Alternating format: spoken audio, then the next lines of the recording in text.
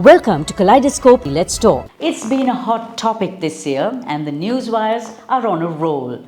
Adani Green Energy is taking on the construction of wind turbines in the island of Mannar. Now, the numbers are in. Each turbine has the capacity to generate 5.2 megawatts of electricity. The project is set to generate about 1,000 gigawatts of energy each year. But is everything as it seems? The environmental impact assessment for the project was completed in January, and this is where some of the cracks are beginning to show. What dangers are there to the environment? What's the impact this is going to have on us, the people? A no-holds-barred chat was what I wanted and who I have today.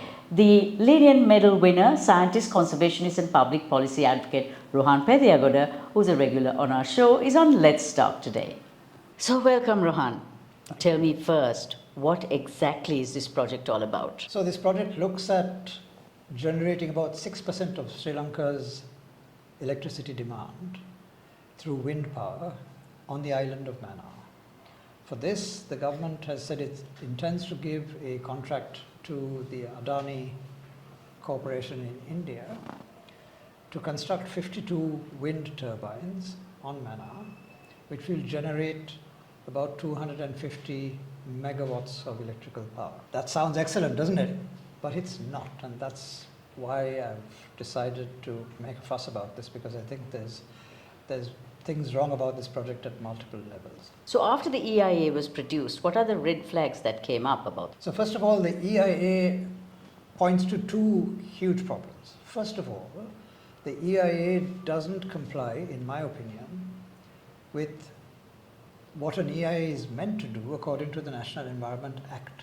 Section 33 of the National Environment Act clearly lays down what an EIA is meant to do, and this one fails on multiple counts, number one. Secondly, the EIA, which is after all tabled by the Adani company, it's their EIA, they've commissioned it and they've performed it to standards set by the CEA, that Central Environment Authority. And there they claim that the price they're going to sell the electricity to the government at is 4.6 US cents per kilowatt hour.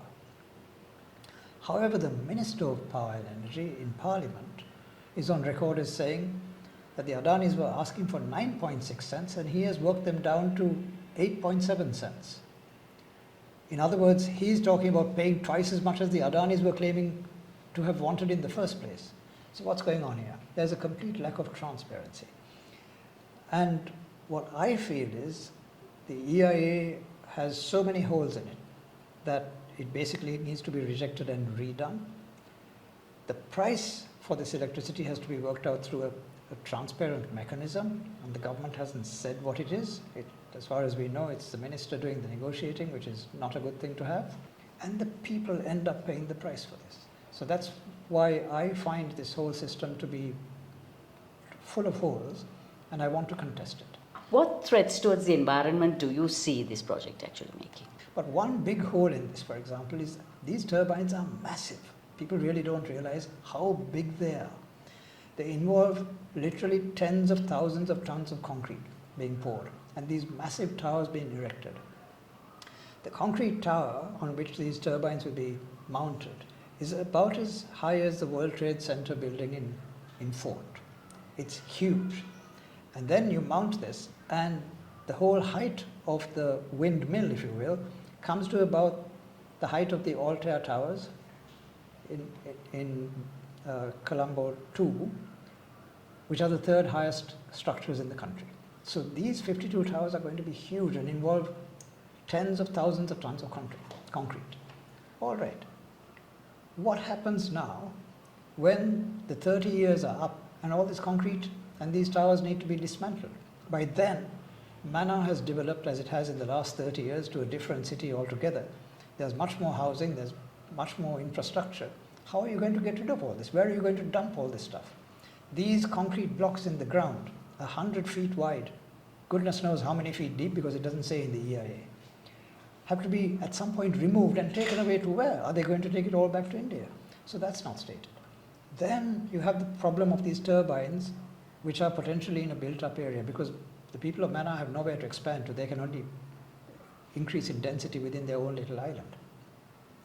And these turbine blades, which are massive, each one is about 250 feet long, are so big that they're coated with an epoxy resin, which has a chemical in it called bisphenol A. And this is known as an androgenizing chemical. In other words, it mimics estrogen, a female hormone. And so men exposed to this, for example, would feminize. There is a real fear of this. So you don't want to have these windmills in areas where there's high erosion on the blades, for example, from sand or from birds, and on the other hand, where people are living in close proximity. So these are all concerns that need to be addressed. I'm not saying they can't be overcome, but they haven't been addressed in the EIA, and that's what the EIA is for. So the community is being impacted either in the mid-term, the short term, or the long term. Again, that's for the EIA to demonstrate. So I don't want to get into that, because all I'm saying is follow the process and show us that the community is not being impacted. So the birds, for instance, one of our attractions is those migratory birds. Now, if we start killing them off, they're not going to learn to fly around it, as some people say. You being an environmentalist and somebody who studies a lot of nature, what do you think is going to happen to the flight paths of these migratory birds?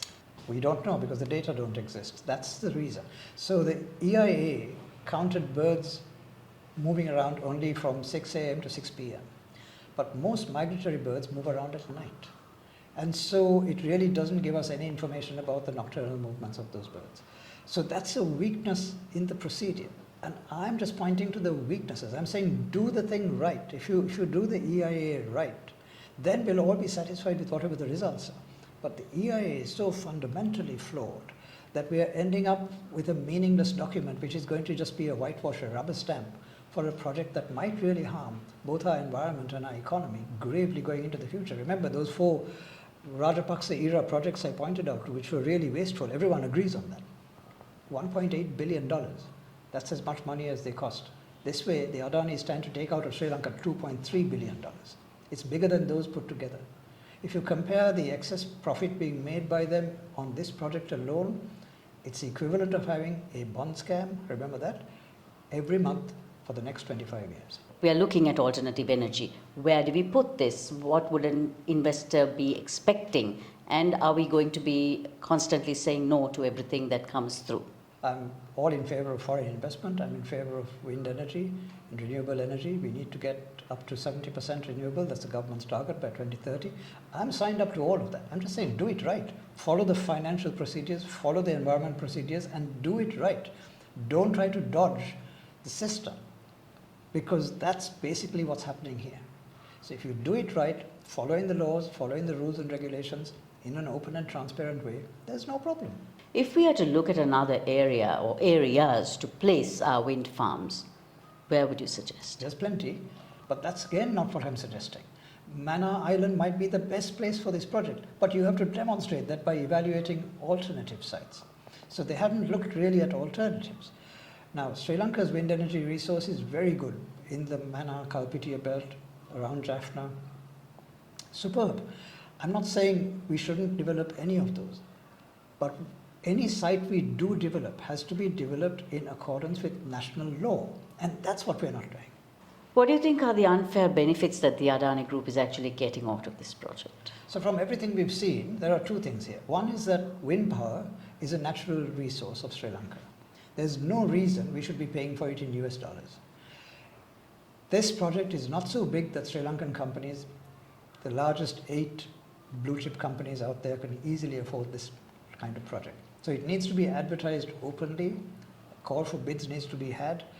You need to assess those bids and see whether there are local companies that can deliver this. At the level of profit the Adanis are talking about at 9.5 US cents per kilowatt hour, I'll sell my house and invest if that's the rate they're giving us, Sri Lankan investors. Why should this huge profit be flowing out of the country? Into whose pocket is it going? This is a question that is valid, and we have to ask it, because they're talking about eye-watering amounts of foreign exchange flowing out of the country for a resource that is national. It's like Mr. Adani being paid to tell us the time. He'll ask for our watch, look at it and say, ooh, that's the time, and give it back to you and charge you money for it. That's basically what he's doing. He's taking our wind and selling it back to us in US dollars. Is this the establishment's way, for instance, of dangling a carrot for other large investors by getting this Indian giant to come in and invest at whatever cost? Don't think so. I mean, you can sell the country at whatever cost, but this is completely ridiculous.